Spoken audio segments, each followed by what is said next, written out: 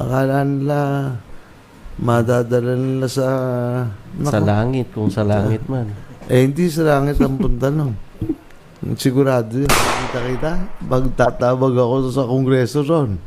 At papaliwanag nila bakit sabi nyo Parang magandang abangan yan, Kong Jay. oo ba? Maganda labanan dyan. Puro papaliwanag ng mga yan.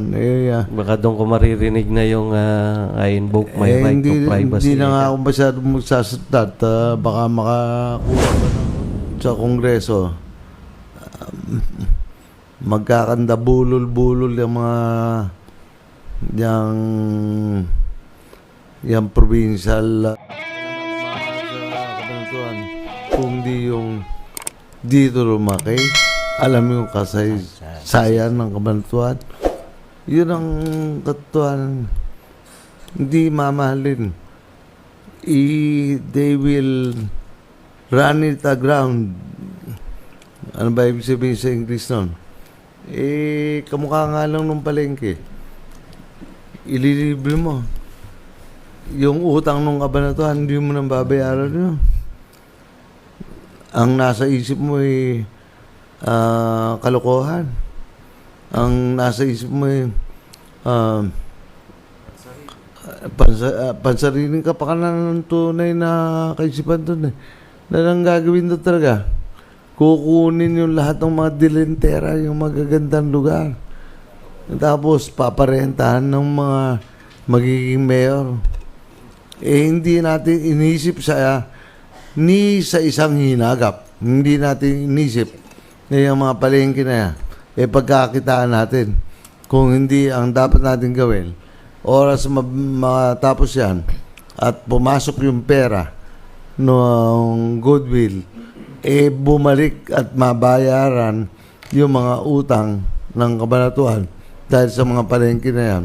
At yung pera na yan na nalikom ay ibalik muli sa kalusugan, social service, sa agrikultura, sa edukasyon, sa social services, sa para makinabang yung taong bayan. Sabi ko nga, ano ba yung 1.8 million? 164 pesos a day sa 30 taon. Diyos Maria Jose. Wala nang halaga yung 1.8 million pesos. Puro panluloko ang ginagawa Kaya ito, sa Kongreso, magkakanda bulol-bulol yung mga yung provincial ano pangalan? Provincial mga sanggunian. Mga bukal-bukal. At magpapaluhanag sila. Papaluhanag sila sa taong bayan kung ano ang dahilan nila. Napakikalaman nila yung pera. Dahil wala silang pakialam sa pera. Ang pakialam nila ay naroon sa ang tagal ni Edwin kasi dapat siya magpaliwanag niyan. Nandun talaga ang buhay. Yung iba nga yung Camellia Homes lang ginagawa pa lang pagka naumpisahan yung gawan, nagbebenta na bumibili ng tao Yung Ahoya, ganun din. Yung Landers, hindi yung Landers, yung ano nga ba ang kanilang pangalan nung may 81 hectares na binili dito, Landers. Yung kanilang bahayan, ganun din ang gagawin. Deca Homes. Pagtapos yung nakikita mo ano nga yung ginawa rin sa may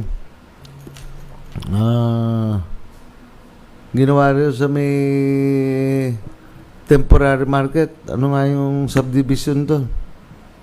St. Anthony's yata Hindi, yung Borland. Borland. Ganun eh.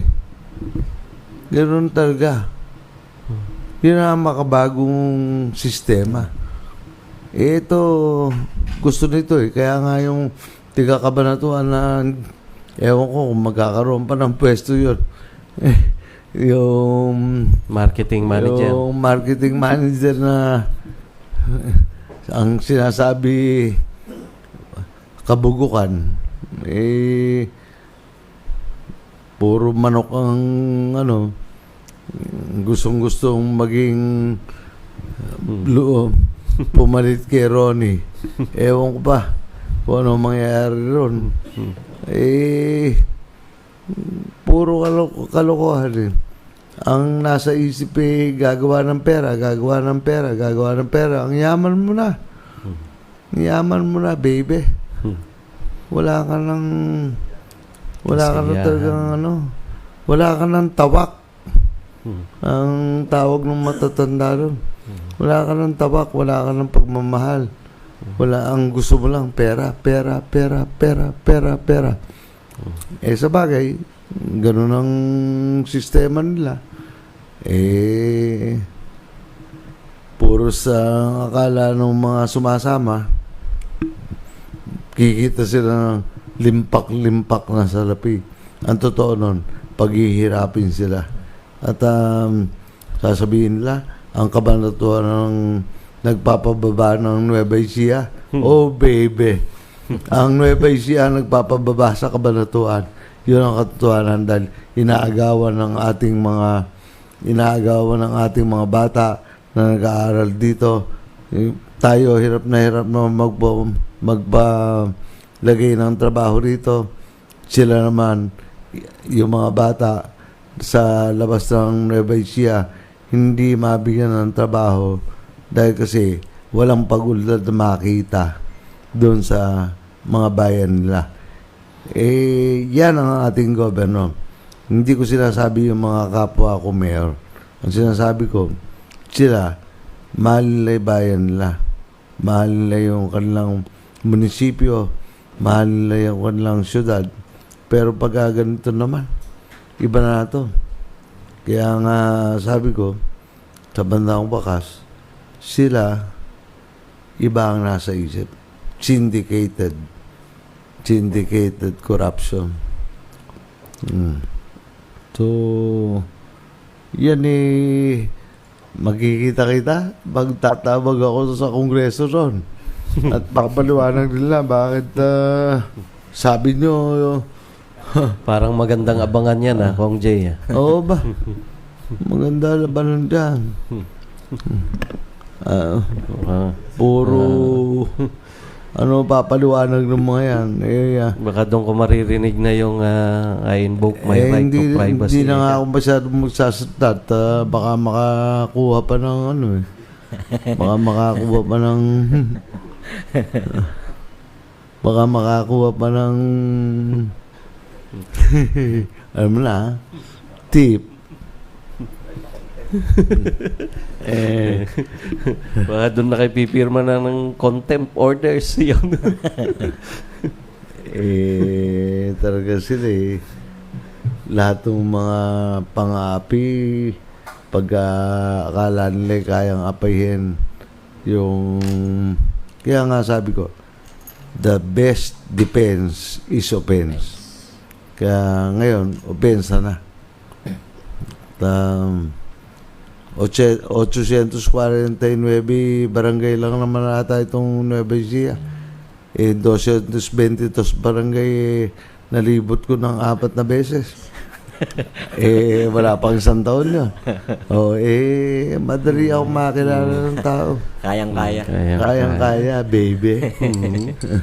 Kaya nga, ako'y ngingiti-ngiti lang, tatawa-tawa lang. Ngunit, kailangan maintindihan itong mga taon to. Sabi ko nga, fame, you cannot live forever. Ano nga yan?